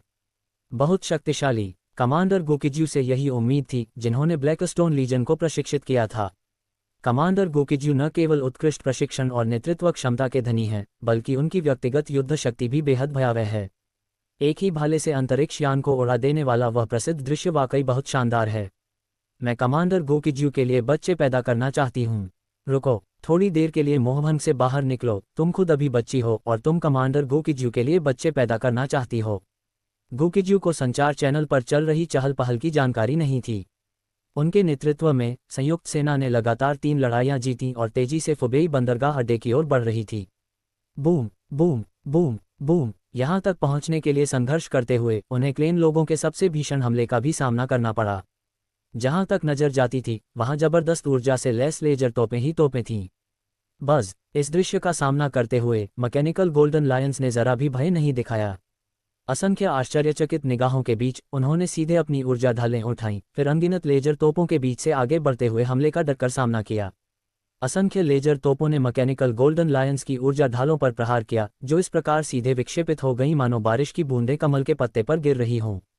फोबेई पोर्ट बेस के अंदर कई क्लेन लोग इस दृश्य को बड़ी बड़ी आंखों से देख रहे थे। इन यांत्रिक स्वर्ण शेरों की ऊर्जा ढालें इतनी मजबूत कैसे हो सकती हैं? वहां मौजूद कोई भी क्लेन व्यक्ति क्लेन कमांडर के प्रश्न का उत्तर नहीं दे सका। मैकेनिकल गोल्डन लायंस आखिरकार गोल्डन लायन किंग के तुरुप के पत्तों में से एक थे, इसलिए उनका मूल्य स्वाभाविक रूप से बहुत अधिक था। मैकेनिकल गोल्डन लायंस के नेतृत्व में Blackstone legion, divine light legion और मूनलाइट लीजन की आक्रमण गति लगभग निर्बाध थी। बूम बूम बूम बूम, असंख्य लेजर तोपों की बमबारी के बीच संयुक्त सेना की लड़ाकू इकाइयां तेजी से फुबेई बंदरगाह अड्डे की ओर बढ़ रही थीं। सिजल, इसी समय गोकिजू ने क्लेन लोगों की काली तकनीक को भी देखा। यह एक लेजर तोप थी जो बिजली की कड़ियों को उत्पन्न करती थी, और मैकेनिकल गोल्डन लायंस की ऊर्जा ढालें इन बिजली की कड़ियों को विक्षेपित नहीं कर सकती थीं। दरार, बूम, जब बिजली गिरी तो सीधी रेखा में स्थित 5 यांत्रिक स्वर्ण शेर सीधे ही उड़ गए। इतना ही नहीं, बिजली की तरह लगातार हमला जारी रहा और पीछे की ओर बढ़ते हुए लोगों को मारता चला गया। बूम, एक ब्लैकस्टोन सेना इसी क्षण अंतरिक्ष यान भी सीधे तौर पर नष्ट हो गया। गोकिजू को हमेशा से पता था कि क्लेन लोगों के पास बहुत सारी गुप्त तकनीकें हैं। हालांकि अनंत इंजन अपग्रेड के बाद मैकेनिकल गोल्डन लायंस का निर्माण किया जा सकता था। मैकेनिकल गोल्डन लायंस की लागत बहुत अधिक थी, क्षतिग्रस्त होने पर भी ये पूरी तरह से नष्ट होने से बेहतर था। सिजल, फुबेई पोर्ट बेस में 5 लाइटनिंग चेन लेजर तोपें थीं और ये हथियार संयुक्त सेना के लिए एक बड़ा खतरा थे। न तो मैकेनिकल गोल्डन लायंस और न ही उनके पीछे मौजूद बेड़ा उनके हमलों का सामना कर सका। ऐसे भयावह हथियारों का सामना करते हुए गोकिजू के पास एकमात्र विकल्प था कि वह तेजी से उनके पास जाकर उन्हें नष्ट कर दे। कई लोगों की हैरानी भरी निगाहों के बीच खून से लथपथ भाला लिए हुए गोकिजू क्लेन पीपुल्स के अड्डे की ओर बढ़ने वाला पहला व्यक्ति था। क्लेन लोगों का आधारभूत ऊर्जा कवच भी बहुत शक्तिशाली था। उनकी बाहरी ढाल अड्डे की सभी सुविधाओं की रक्षा कर सकती थी। दूसरी ओर उनकी कोर शील्ड बेस के मुख्य भाग की रक्षा कर सकती थी। गोकिजू के अचानक हमले का सामना करते हुए क्लेन लोगों ने तुरंत एक निर्णय लिया। क्लेन कमांडर अंकोर ने शांत भाव से कहा, कोर एनर्जी शील्ड और अन्य सभी आक्रामक सुविधाओं को पूरी मारक क्षमता के साथ सक्रिय करो। जैसे ही उनका आदेश दिया गया, कई क्लेन लोगों ने तुरंत कार्रवाई की। बस, एक अविनाशी अभेद्य ऊर्जा कवच तुरंत प्रकट हो गया। फुबेई पोर्ट बेस का मुख्य क्षेत्र पूरी तरह से इस ऊर्जा कवच से घिरा हुआ था। परिधि पर स्थित असंख्य लेजर तोपों और विभिन्न मिसाइलों ने पूरी शक्ति से फायरिंग शुरू कर दी। 5 लाइटनिंग चेन लेजर तोपों ने आकाश में बिजली की लकीरों की बौछार कर दी। Sizzle, boom boom boom boom, इतनी भीषण तोपखाने की गोलाबारी के तहत संयुक्त सेना के अंतरिक्ष यान एक के बाद एक नष्ट होते चले गए। हालांकि उन्होंने क्लेन पीपुल्स के अड्डे पर भी भीषण हमला किया। इस प्रक्रिया के दौरान गोकिजू सफलतापूर्वक एक लाइटनिंग चेन जनरेटर के पास पहुंच गई थी। दरअसल गोकिजू इतने शक्तिशाली हथियार को नष्ट नहीं करना चाहता था, लेकिन कोई और रास्ता नहीं था। वह फिलहाल इस हथियार को अपने कब्जे में नहीं ले सकता था, इसलिए वह पहले इसे नष्ट कर सकता था और बाद में इसे फिर से बनाने का तरीका ढूंढ सकता था। खैर, अनंत इंजन के लिए ऐसे 5 हथियारों की रिवर्स इंजीनियरिंग करना ही काफ़ी था। वूश, गोकिजू के हाथ में मौजूद रक्त भाला अचानक लाइटनिंग चेन जनरेटर की ओर बढ़ा। एक क्लेन व्यक्ति हाथ में युद्ध हथौड़ा लिए हुए तुरंत प्रकट हुआ। उसने अपने युद्ध हथौड़े को गोकिजू के रक्त भाले की ओर जोर से मारा, जिससे उसे लाइटनिंग चेन जनरेटर को नष्ट करने से रोक दिया गया। क्लैंग, अचानक धातु के टकराने की एक कान फाड़ देने वाली आवाज गूंज उठी, मानो कोई बड़ी घंटी गूंज रही हो। गोकिजू की ताकत भयावह थी। क्लेन पीपल के जिस विशेषज्ञ का उन्होंने सामना किया वह भी असाधारण था। अचानक हुई झड़प के बाद गोकिजू गर्व से हवा में स्थिर खड़ी रही। हालांकि डिफर का शरीर धमाके के साथ जमीन पर गिर गया, जिससे कठोर चट्टान चूर चूर हो गई। गोकिजू ने डिफर की ओर एक नज़र डाली, फिर बिना किसी झिझक के अपना हमला जारी रखा। डिफर की ताकत डी रैंक कॉस्मिक लेवल के बेहद करीब थी। स्टार क्लस्टर अलायंस के कई युद्ध क्षेत्रों में उन्हें पहले से ही एक विशेषज्ञ माना जाता होगा। हालांकि वह केवल डी रैंक कॉस्मिक लेवल का था, न कि वास्तव में D rank universe level expert का। भले ही वह वास्तव में डी रैंक का ब्रह्मांड स्तरीय विशेषज्ञ होता, फिर भी गोकिजू के पास अपने तीसरे और चौथे युद्ध रूप मौजूद थे। इस समय गोकिजू ने अपनी तीसरी युद्ध शैली में प्रवेश नहीं किया था, वह अभी भी अपनी दूसरी युद्ध शैली में डिफर से लड़ रहा था। बूम, गोकिजू का रक्त भाला आगे बढ़ा और उसके साथ ही विशाल असीम ऊर्जा डिफर की ओर तेजी से बढ़ी। डिफर ने लापरवाही करने की हिम्मत नहीं की, उसने अपने युद्ध हथौड़े को पूरा घुमाते हुए उसे तोड़ दिया। गोकिजू और डिफर ने बेहद आक्रामक आक्रमण और रक्षात्मक मुकाबला शुरू किया। डिंग डिंग डांग डांग, बूम बूम बूम बूम, उन दोनों के आसपास लगातार धरती को हिला देने वाले ऊर्जा के तूफान उठ रहे थे। युद्ध क्षेत्र में मौजूद सभी लोगों के साथ साथ हुआयुए तारा समूह के संचार चैनल पर मौजूद कई लोगों ने भी यहाँ की युद्ध स्थिति पर ध्यान दिया। उन्होंने यह बात बहुत स्पष्ट रूप से देख ली थी कि डिफर गोकिजू का मुकाबला नहीं कर सकता था। युद्ध शुरू होने के बाद डिफर को गोकिजू द्वारा लगातार पीटा और दबाया जा रहा था। या तो वह टूटी हुई डोर वाली पतंग की तरह उड़ते हुए बुरी तरह क्षतिग्रस्त हो गया था, या फिर वह नीचे चट्टानों से टकरा गया जैसे वह के मूल गेम खेल रहा हो। अगर कोई और होता तो गोकिजू उन्हें बहुत पहले ही मार चुका होता। लेकिन डिफर अलग था, वह न केवल मजबूत था बल्कि वह बेहद सहनशील और दृढ़ निश्चयी भी था। गोकिजू और डिफर में से एक मजबूत हमलावर थी, दूसरी टिकाऊ थी। इसके चलते गोकिजू लगातार डिफर को पीटता रहा, लेकिन उसे पूरी तरह से मार नहीं पाया। गोकिजू पहले ही डिफर की जीवंतता को स्वीकार कर चुकी थी, इसलिए वह डिफर के साथ और समय बर्बाद नहीं करना चाहता था। डिफर को एक बार फिर से उड़ाने के बाद उसने सीधे बिजली की श्रृंखला जनरेटर पर हमला कर दिया। हालांकि वह थोड़े समय में डिफर को मार नहीं सका, लेकिन बिजली की श्रृंखला जनरेटर को नष्ट करना उसके लिए बहुत आसान था। बूम! उसने अचानक अपने हाथ में मौजूद खून से लथपथ भाला फेंक दिया। रक्त का भाला आकाश में तेजी से फैला, एक लंबे इंद्रधनुष में बदल गया जो तेजी से बिजली की श्रृंखला उत्पन्न करने वाले जनरेटर की ओर बढ़ रहा था। दरार, गड़गड़ाहट, बिजली की श्रृंखला उत्पन्न करने वाले जनरेटर ने तुरंत एक ऊर्जा कवच खड़ा कर दिया, लेकिन इस ऊर्जा कवच को गोकिजू ने आसानी से और बिना किसी प्रयास के नष्ट कर दिया। उसके द्वारा अचानक फेंके गए रक्त भाले से यह बिजली की श्रृंखला उत्पन्न करने वाला जनरेटर भी पूरी तरह से नष्ट हो गया। जब डिफर ने उस बिजली श्रृंखला जनरेटर को नष्ट होते देखा जिसकी रक्षा करने का उसे आदेश दिया गया था, तो उसकी आंखें तुरंत क्रोध से फट पड़ीं और वह सीधे भाग गया। जी हाँ, यह आदमी अभी अभी भाग गया। हालांकि वह मजबूत और सहनशील था, लेकिन वह अजेय नहीं था। उसकी जीवन शक्ति इतनी अटूट थी, जिसका आंशिक कारण उसका अत्यंत मजबूत शरीर था और आंशिक कारण उसकी भयानक आत्मोपचार क्षमता थी।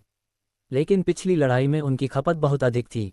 अगर वह यहीं रुका रहता तो वह गोकिजू को बिजली की श्रृंखला जनरेटर को नष्ट करने से नहीं रोक पाता, और हो सकता है कि गोकिजू उसे मार भी डाले। इस स्थिति को देखते हुए 36 रणनीतियों में से सबसे अच्छी योजना निश्चित रूप से भाग जाना ही थी। डिफर के भाग जाने के बाद गोकिजू की कार्रवाइयों को कोई नहीं रोक सका। वूश! उसने अपना हाथ उठाया और लहराया, और खून का एक और भाला पास ही स्थित बिजली की श्रृंखला जनरेटर की ओर तेजी से बढ़ा। गड़गड़ाहट! इस बिजली श्रृंखला जनरेटर के केंद्र पर गोकिजू द्वारा प्रहार किया गया, जिसके परिणामस्वरूप एक अत्यंत भयानक विस्फोट हुआ। न केवल ये बिजली की श्रृंखला उत्पन्न करने वाला जनरेटर टुकड़े टुकड़े हो गया, बल्कि आसपास के क्लेन लोगों के कई योद्धा और अन्य सुविधाएं भी चकनाचूर हो गईं। हालांकि उसने एक बिजली श्रृंखला जनरेटर को पूरी तरह से नष्ट कर दिया था, फिर भी गोकिजू को मन ही मन अफसोस हो रहा था। जब तक ये पूरी तरह से नष्ट नहीं हो जाता, तब तक इसकी मरम्मत की संभावना थी। अनंत इंजन द्वारा विश्लेषण किए जाने के बाद इन हथियारों को मैकेनिकल गोल्डन लायंस में एकीकृत किया जा सकता था। भविष्य के मैकेनिकल गोल्डन लायंस को आक्रमण और रक्षा दोनों में सक्षम बनाना, जिससे उनकी युद्ध क्षमताएं और भी मजबूत हो सकें। हालांकि लड़ाई अभी खत्म नहीं हुई थी। दूसरे बिजली श्रृंखला जनरेटर को नष्ट करने के बाद गोकिजू ने जरा भी देर नहीं की और तुरंत दोबारा हमला कर दिया।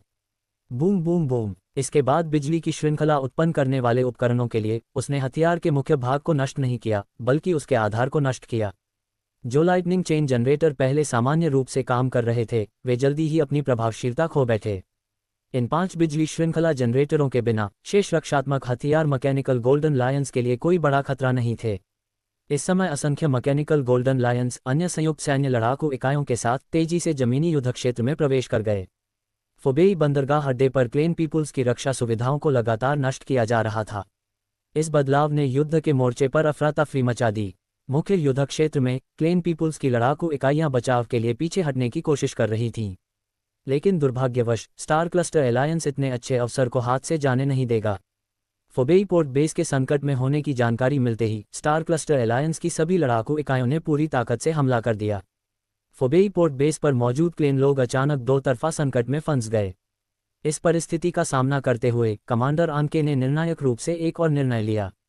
सभी उपयोगी सामान अपने साथ ले जाने के लिए आपके पास 5 मिनट का समय है। उन सभी सामग्रियों को नष्ट कर दें जिन्हें ले जाया नहीं जा सकता। सभी उच्च पदस्थ अधिकारी मेरे साथ पीछे से सुरक्षा प्रदान करेंगे, बाकी सभी लोग विंशर बेस की ओर आगे बढ़ें। विंशर बेस हमसे मुकाबला करने के लिए विशिष्ट लड़ाकू इकाइयां भेजेगा। क्लेन जनजाति के लोग क्षेत्र को ज्यादा महत्व नहीं देते थे। यदि कोई क्षेत्र हाथ से निकल भी जाता तो पर्याप्त तैयारी के साथ वे बाद में पलटवार कर सकते थे। यदि उनकी जीवन शक्ति समाप्त हो जाए तो उनके पास कुछ भी नहीं बचेगा। पहले पीछे से सुरक्षा करने वाले सभी लोग ठीक रहते थे। आखिरकार वे फोबेई पोर्ट बेस में सबसे मजबूत थे, लेकिन इस बार गोकिजू जैसे भयंकर व्यक्ति का सामना करते हुए वे वास्तव में पीछे हटना नहीं चाहते थे। विशेष रूप से डिफर, जिसे कुछ समय पहले ही गोकिजू ने बुरी तरह पीटा था, अब केवल भाग निकलना चाहता था। अगर उसे पता होता कि आनके चाहती है कि वे पीछे से मोर्चा संभालें, तो डिफर अभी बेस पर वापस नहीं भागता, वह सीधे ही भाग निकलता। आनके की व्यवस्था के तहत क्लेन लोगों के कई अंतरिक्ष यानों में बदलाव शुरू हो गए। कई क्लेन लोग विंशर बेस की दिशा में बेतहाशा भागने लगे। कई डी रैंक कॉस्मिक लेवल और सैकड़ों ई रैंक कॉस्मिक लेवल चोटी क्लेन लोग अचानक आकाश में उड़ गए और सभी के लिए पीछे से सुरक्षा प्रदान करने लगे। इस बार गुकिज्यू का एकमात्र उद्देश्य फुबेई बंदरगाह अड्डे पर क्लेन लोगों को खत्म करना और फुबेई बंदरगाह अड्डे को नष्ट करना था। जब ये क्लेन लोग घबराकर भागने लगे तो उसने उनका पीछा करने का आदेश नहीं दिया। उसने ऐसा नहीं किया, लेकिन स्टार क्लस्टर एलायंस डूबते हुए कुत्ते को बचाने का मौका नहीं छोड़ना चाहता था। जैसे जैसे क्लेन लोग आगे बढ़ते गए और भागते गए, गुकिज्यू ने संयुक्त सेना का नेतृत्व करते हुए क्लेन लोगों के फुबेई बंदरगाह अड्डे को लूट लिया। जैसे ही कमांडर गुकिज्यू ने फुबेई पोर्ट बेस पर कब्जा किया, उन्हें पता चल गया कि उन्हें एक खजाना मिल गया है। फुबेई पोर्ट बेस का स्थान वास्तव में एक ऊर्जा नोड था। ब्रह्मांड में बड़ी मात्रा में मुक्त रूप से प्रवाहित होने वाली ऊर्जा मौजूद है। यह ऊर्जा अपेक्षाकृत विरल होती है और आमतौर पर इसका उपयोग करने से पहले इसे एकत्रित करने के लिए विभिन्न उपकरणों की आवश्यकता होती है। ये प्रक्रिया कुछ हद तक फोटोवोल्टिक विद्युत उत्पादन के समान है। हालांकि सूर्य का प्रकाश मुफ्त है, लेकिन फोटोवोल्टिक उपकरणों की लागत बहुत अधिक है और ऊर्जा रूपांतरण दक्षता अपेक्षाकृत कम है। अत्यधिक उन्नत तकनीक के बिना ये कार्य पूरा नहीं किया जा सकता है और इसमें धनहानि होने की संभावना बहुत अधिक है। हालांकि ब्रह्मांड में कुछ विशेष स्थानिक बिंदु भी मौजूद हैं। एक प्रकार का विशेष स्थानिक बिंदु ऊर्जा नोड है। सभी दिशाओं से मुक्त रूप से प्रवाहित होने वाली ऊर्जा निरंतर इस स्थानिक नोड की ओर अभिसरित होती है। इन ऊर्जा नोड्स का निर्माण सामान्यतः उच्च आयामों से होने वाले स्थानिक हस्तक्षेप के कारण होता है। इसे समझना आसान है। यदि एक द्विआयामी ब्रह्मांड मौजूद है और एक त्रिआयामी ब्रह्मांड का प्राणी इस द्विआयामी तल पर दबाव डालता है, तब द्विआयामी समतल पर स्थित कुछ वस्तुएं स्पष्ट रूप से अवसाद की ओर अभिसरित होंगी। फुबेई पोर्ट बेस पर स्थित एनर्जी नोड का निर्माण भी संभवतः इसी प्रकार हुआ था। हालांकि गुकिज्यू को भी यह नहीं पता था कि 4 आयामी अंतरिक्ष या अन्य उच्च आयामी अंतरिक्ष कैसे होते हैं। इन मामलों के बारे में उनकी अज्ञानता उनके लिए बाधक नहीं बनी। उन्हें केवल फुबेई पोर्ट बेस पर कब्जा करना था। उसके लिए फुबेई पोर्ट बेस पर कब्जा करना बहुत आसान था। न तो हुआयुए तारामंडल और न ही तारामंडल गठबंधन में शामिल अन्य तारामंडल स्तरीय सभ्यताएं आमतौर पर क्लेन लोगों के ठिकानों पर कब्जा करती हैं। उन्होंने क्लेन लोगों को फिलहाल के लिए तो भगा दिया था, लेकिन इस बात की कोई गारंटी नहीं थी कि क्लेन लोग किसी दिन वापस नहीं लौटेंगे। यदि क्लेन लोग वापस लौट आते हैं और वे क्लेन लोगों के गढ़ पर कब्जा कर लेते हैं, तो वे क्या करेंगे? हुआयुए तारा समूह सभ्यता और तारा समूह गठबंधन के अन्य सभी सदस्य इस समस्या का समाधान निकाल सकते हैं, लेकिन फुबेई पोर्ट बेस एक अपेक्षाकृत महत्वपूर्ण गढ़ था। अंततः क्लेन लोगों को भगा देने के बाद उस स्थान पर कब्जा न करना अनुचित प्रतीत हुआ। इससे हुआयुए तारामंडल के उच्च स्तरीय अधिकारी मुश्किल स्थिति में फंस गए। वे ये प्रस्ताव रखना चाहते थे कि स्टार क्लस्टर एलायंस की संयुक्त सेना इस महत्वपूर्ण गढ़ पर कब्जा कर ले। हालांकि इस क्षेत्र में लड़ाई समाप्त होने के बाद स्टार क्लस्टर एलायंस की संयुक्त सेनाएं एक एक करके फुबेई पोर्ट युद्ध क्षेत्र से पीछे हटने लगीं। बेशक सभी का मतलब बिल्कुल स्पष्ट था। फुबेई पोर्ट बेस हुआयुए तारामंडल के भीतर स्थित था। स्टार डोमेन में केवल हुआयुए स्टार क्लस्टर को ही इसकी सुरक्षा का जिम्मा सौंपा जा सकता था। हुआयुए तारा समूह की लड़ाकू इकाइयों को स्वाभाविक रूप से पता था कि उन्हें फुबेई बंदरगाह अड्डे पर तैनात किया जा सकता है, जो एक अत्यंत खतरनाक स्थान है। न तो नियमित लड़ाकू इकाइयां और न ही विशिष्ट लड़ाकू इकाइयां इस जटिल मामले को अपने हाथ में लेना चाहती थीं। यदि क्लेन जनजाति ने अचानक जवाबी हमला किया, तो फुबेई बंदरगाह बेस को अनिवार्य रूप से इसका खामियाजा भुगतना पड़ेगा और यह क्लेन जनजाति के हमले का पहला निशाना होगा। ऐसे समय में जब कोई भी फुबेई पोर्ट बेस पर रुककर पहरा देना नहीं चाहता था, कुछ ऐसा घटित हुआ जिसकी न तो हुआयुए तारामंडल ने और न ही तारामंडल गठबंधन ने कल्पना की थी। ब्लैकस्टोन लीजन के कमांडर गुकिज्यू ने वास्तव में स्वेच्छा से फुबेई पोर्ट बेस पर तैनात होने का अनुरोध किया था। हुआयुए तारामंडल सभ्यता की राष्ट्राध्यक्ष भी यू शुवांजी नाम की एक महिला थी, जो सी रैंक की एक शक्तिशाली हस्ती थीं। सेलिसब्री जैसी लौह महिला के विपरीत यू शुवांजी एक शक्तिशाली महिला थी जिनकी युद्ध क्षमता असाधारण थी, लेकिन शासन करने की क्षमता में कमी थी। सेलिसब्री एक मशीन की तरह शांत थीं और उनके फैसले अक्सर बड़ी बड़ी योजनाओं से जुड़े होते थे। यू शुवांजी अलग थी। हालांकि वह सुंदरता और युद्ध शक्ति दोनों से परिपूर्ण थी, लेकिन उसकी बुद्धिमत्ता का स्तर उत्कृष्ट से बहुत दूर था। जब यू शुवांजी ने गुकिज्यू को फुबेई पोर्ट बेस पर तैनात होने के लिए स्वेच्छा से आगे आते सुना तो वह कुछ हद तक स्तब्ध रह गई। आखिरकार अंतरतारकीय विजय के युग में निस्वार्थता और दूसरों के प्रति समर्पण की भावना लगभग कभी देखने को नहीं मिली। ऐसे उच्च नैतिक मूल्यों वाले जीव जंतुओं को आसानी से निगल लिया गया, यहाँ तक कि केवल हड्डियां ही शेष रह गईं। युशुवांजी को यह नहीं पता था कि गोकिजू ने फुबेई पोर्ट बेस पर तैनात होने के लिए स्वेच्छा से क्यों सहमति दी, इसलिए उसने उससे पूछने की तैयारी की। गोकिजू को उम्मीद नहीं थी कि हुआयुए तारामंडल के राष्ट्राध्यक्ष इतने मिलनसार होंगे। वह अभी अभी हुआयुए तारामंडल में पहुंचा था और एक ही लड़ाई लड़ी थी, फिर भी वह उससे संपर्क कर रही थी। एक तारामंडल स्तर की सभ्यता की राष्ट्राध्यक्ष होने के नाते उन्हें कई मामलों को संभालना था। सामान्य तौर पर उसके पास गोकिजू जैसे बाहरी कमांडर से संवाद करने का समय नहीं होता। राष्ट्रपति युशुवांजी द्वारा संचार निमंत्रण भेजे जाने के बाद गोकिजू ने इसे स्वीकार करने का विकल्प चुना। इसके बाद गोकिजू ने एक ऐसी महिला को देखा जो बेहद खूबसूरत थी और जिसका शरीर बेहद आकर्षक था। हुआ लिंगलोंग पहले से ही निर्मल जल से खिलते कमल की तरह थी, बिना किसी सजावट के स्वाभाविक रूप से सुंदर। राष्ट्रपति युशुवांजी तो और भी अधिक असाधारण रूप से आश्चर्यजनक थे। ये बात बिल्कुल सच थी कि हुआयुए तारामंडल ने खूबसूरत महिलाओं को जन्म दिया। युशुवांजी ने गोकिजू को देखने के बाद सीधे सीधे पूछा, कमांडर गोकिजू, आप स्वेच्छा से फुबेई पोर्ट बेस पर तैनात क्यों होना चाहते हैं? गोकिजू ने बिना किसी झिझक के सच्चाई से कहा, क्योंकि यह एक अच्छा ऊर्जा नोड है। युशुवांजी हैरान रह गई, सिर्फ इसी वजह से? फुबेई पोर्ट बेस हमेशा से हुआयुए तारामंडल के अंतर्गत आने वाला क्षेत्र रहा है। युशुवांजी स्वाभाविक रूप से जानती थी कि वह स्थान एक ऊर्जा केंद्र था। हालांकि ऊर्जा नोड्स को गुणवत्ता के आधार पर वर्गीकृत किया जाता है। उस ऊर्जा नोड की ऊर्जा अभिसरण दर केवल लगभग 20% थी, इसलिए इसका प्रभाव बहुत अच्छा नहीं था। ऊर्जा नोड्स की ऊर्जा अभिसरण दर को 5 स्तरों में विभाजित किया गया है। फुबेई पोर्ट बेस की ऊर्जा अभिसरण दर 20 से 40% के बीच आती है, जो दूसरे स्तर की श्रेणी में आती है। सटीक रूप से कहें तो ये दूसरे स्तर के सबसे निचले पायदान पर था। युशुवांजी सचमुच ये कल्पना भी नहीं कर सकता था कि गोकिजू इस तरह के कारण से फुबेई पोर्ट बेस पर सैन्य तैनाती करना चाहता था। गोकिजू द्वारा कारण बताए जाने के बाद युशुवांजी ने कुछ देर सोचा और फिर कहा, आपने इस बार हुआयुए तारामंडल के लिए काफ़ी महत्वपूर्ण सेवा की है। यदि आप अपनी सेना को किसी ऐसे स्थान पर तैनात करना चाहते हैं जहां ऊर्जा नोड मौजूद हो, तो हुआयुए तारामंडल आपको एक बेहतर विकल्प प्रदान कर सकता है। हालांकि युशुवांजी सेलिसब्री जितनी बुद्धिमान नहीं थी, फिर भी वह ये सुनिश्चित कर सकती थी कि पुरस्कार और दंड स्पष्ट रूप से परिभाषित हों। गोकिजू ने वास्तव में हुआयुए तारामंडल सभ्यता की सेवा की थी, और फुबेई पोर्ट बेस की तैनाती स्पष्ट रूप से एक निरर्थक कार्य था।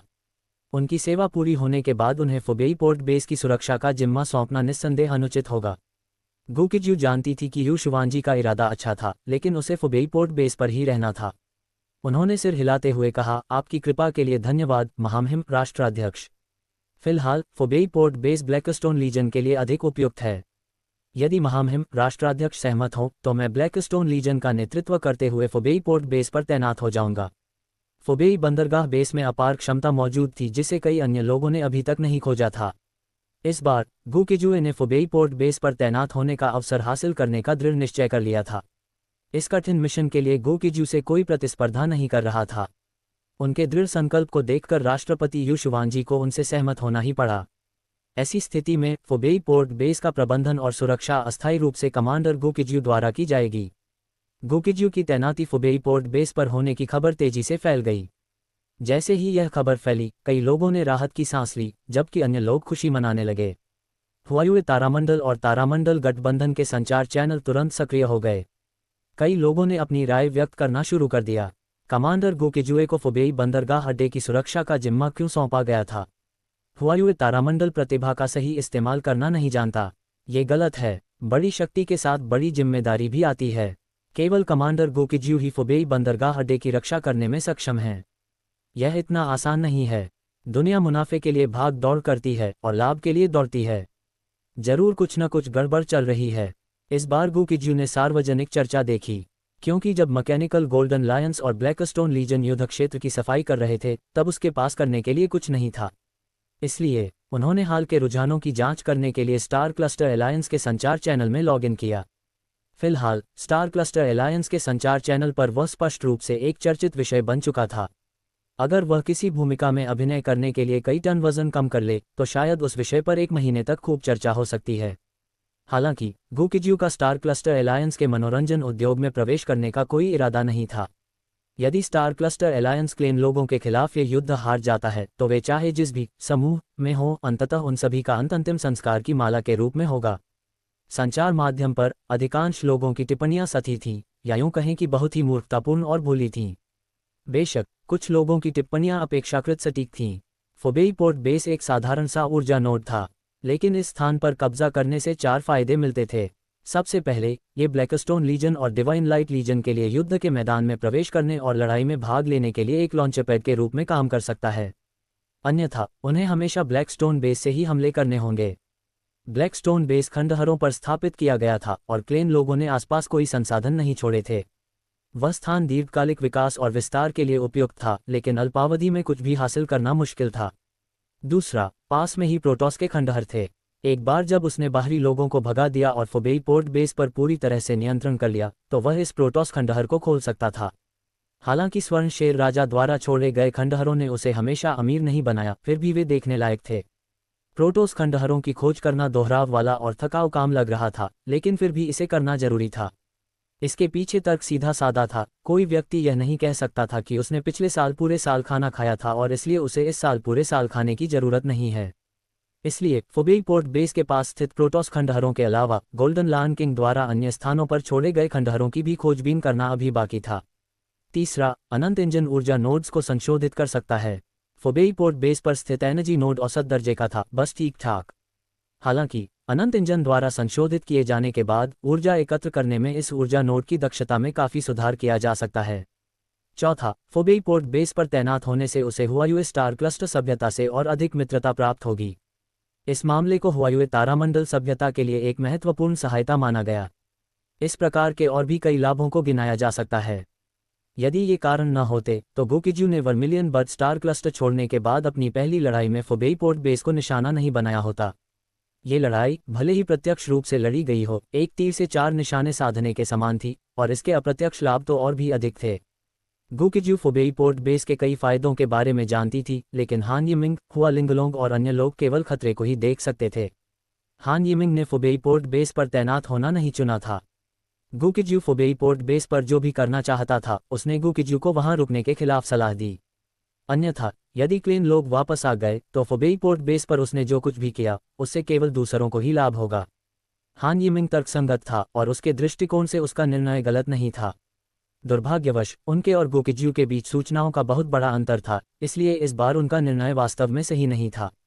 गोकिजू के लिए यह भी अच्छी बात थी कि हान यिमिंग ने ब्लैकस्टोन बेस में वापस आकर कमान संभाली। हान यिमिंग का चरित्र बहुत गंभीर और स्थिर था। ऐसा व्यक्ति निर्माण और रसद के क्षेत्र में सबसे उपयुक्त था। वह ब्लैकस्टोन बेस के विकास और निर्माण का काम हान यिमिंग को सौंपने में पूरी तरह से निश्चिंत हो सकता था। जहां तक मूनलाइट लीजन के लोगों की बात है, उनके मन में अब भी उस पर भरोसा करने की कमी थी। अन्यथा उन्हें मूनलाइट बेस लौटने के बजाय वहीं रुक जाना चाहिए था। मूनलाइट बेस में वापस लौटने का उनका निर्णय निश्चित रूप से गोकिजू के लिए एक अच्छी बात थी। अब पूरा फोबेई पोर्ट बेस उसके नियंत्रण में था। जब लोगों का ध्यान धीरे धीरे फोबेई पोर्ट बेस से हट गया तो वह पास के प्रोटोस खंडहरों को खोल सका। अगर स्टार क्लस्टर एलायंस और क्लेन लोग हर जगह लड़ने लगे तो गर्मागर्म मुद्दों की कोई कमी नहीं होगी। जब फोबेई पोर्ट बेस की लगभग पूरी तरह से मरम्मत हो गई तो स्टार क्लस्टर एलायंस के विभिन्न पक्षों ने इस पर उतना ध्यान देना बंद कर दिया। फोबेई पोर्ट बेस पर तैनात होने के बाद गोकिजुए ने बहुत ही शांत जीवन शैली अपनाई और किसी भी तरह की परेशानी पैदा करने की जल्दी में नहीं थे। गपशप करने के लिए कुछ न होने के कारण दर्शकों के पास अपना ध्यान दूसरी ओर लगाने के अलावा कोई चारा नहीं था। ब्लैकस्टोन लीजन को फोबेई पोर्ट बेस की मरम्मत जारी रखने की अनुमति देते हुए उन्होंने गोल्डन लायन किंग वॉरियर्स को प्रोटोस खंडहरों की ओर भी नेतृत्व किया। प्रोटोस खंडहर अपेक्षाकृत स्थिर सबस्पेस में स्थित थे। प्रोटोस खंडहरों को खोलने से जो हलचल मची वह कुछ हद तक महत्वपूर्ण थी। हालांकि इस अवधि के दौरान फोबेई पोर्ट बेस शांत और घटनाहीन था, इसलिए सभी पक्ष इस पर ज्यादा ध्यान केंद्रित नहीं कर रहे थे। गोकिजू द्वारा इस प्रोटोस खंडहर को खोलने से जो हलचल मची उसका पता हुआयुए तारामंडल द्वारा नहीं लगाया जा सका। सबस्पेस में छिपे हुए प्रोटोस खंडहरों को खोलने के बाद गोकिजू ने जरा भी समय बर्बाद नहीं किया और तुरंत बोन प्रिजन हाउंड और मैकेनिकल गोल्डन लायंस को अंदर ले गई। टेलीपोर्टेशन स्टार चार्ट प्राप्त करने के बाद से वह बड़ी संख्या में प्रोटोस खंडहरों में प्रवेश कर चुका था। लेकिन गोकिजू को पूरा यकीन था कि यह प्रोटोस खंडहर संभवतः सबसे अनोखा प्रोटोस खंडहर था, क्योंकि इस प्रोटोस खंडहर के अंदर कोई इमारत नहीं थी, केवल एक बहुत बड़ा युद्धपोत था। गोकिजू ने तुरंत अनंत इंजन से कहा, इस युद्धपोत को स्कैन और विश्लेषण करो। लक्ष्य युद्धपोत की स्कैनिंग और विश्लेषण शुरू हो रहा है, कृपया प्रतीक्षा करें। स्कैन और विश्लेषण पूरा हो गया है। यह युद्धपोत बी रैंक का लायन हॉट किंग युद्धपोत है। जब उसने ये सूचना देखी तो गोकिजू का दिल तेजी से धड़कने लगा। एक बी रैंक का कॉस्मिक लेवल युद्धपोत एक स्टार क्लस्टर लेवल सभ्यता की नींव के रूप में काम करने के लिए पर्याप्त था। किसी भी शक्ति को जो तारामंडल स्तर की सभ्यता बनना चाहती थी, उसे बड़ी संख्या में डी रैंक कॉस्मिक लेवल और सी रैंक कॉस्मिक लेवल के विशेषज्ञों की आवश्यकता थी। इसके अलावा उन्हें बी रैंक कॉस्मिक लेवल का एक तुरुप का पत्ता चाहिए था। ये तुरुप का पत्ता एक अमर B rank cosmic level old ancestor या अन्य बी रैंक कॉस्मिक लेवल युद्ध शक्ति हो सकता है। केवल बी रैंक कॉस्मिक लेवल की युद्ध शक्ति प्राप्त करके ही उन्हें एक वास्तविक स्टार क्लस्टर लेवल सभ्यता माना जा सकता है। स्टार क्लस्टर एलायंस में शामिल अधिकांश स्टार क्लस्टर स्तर की सभ्यताओं के पास ऐसा ही एक तुरुप का पत्ता था। यहाँ तक कि नष्ट हो चुकी त्यान्युवान तारामंडल सभ्यता का भी मूल रूप से एक बी रैंक ब्रह्मांडीय स्तर का संस्थापक पूर्वज था जो इसकी देखरेख करता था। ये बड़े अफसोस की बात है कि इतने लंबे वर्षों में बी रैंक के इस ब्रह्मांडीय स्तर के संस्थापक पूर्वज का अंत हो गया। इसलिए जब त्यान्युवान तारा समूह सभ्यता नष्ट हो गई तो वे इस तुरुप के पत्ते का इस्तेमाल नहीं कर सके। इस तरह के तुरुप के पत्ते ने परमाणु प्रतिरोध और परमाणु ब्लैकमेल के उद्देश्य को भी पूरा किया। तो ये था global mutations following a black member कहानी का 331 से 340 तक की एपिसोड। अगर कहानी पसंद आई तो सब्सक्राइब, लाइक और कमेंट करें, और भी इसी तरह के कहानी सुनने के लिए हमारे साथ जुड़े रहे।